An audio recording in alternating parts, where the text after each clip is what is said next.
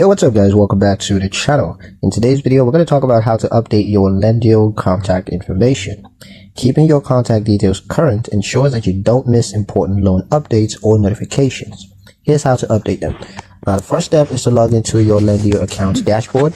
Just click on your profile icon or go to account settings. There just select the contact information section.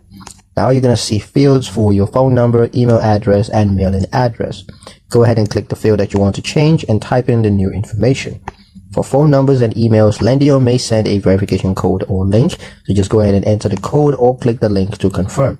Once confirmed, you click Save Changes, and your updated contact information will now be linked to your account and used for all notifications.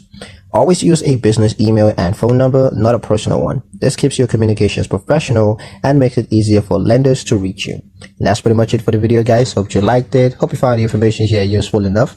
If you did, like, share, and subscribe for more helpful tutorials. Thank you guys for watching, and I'll see you in the next one.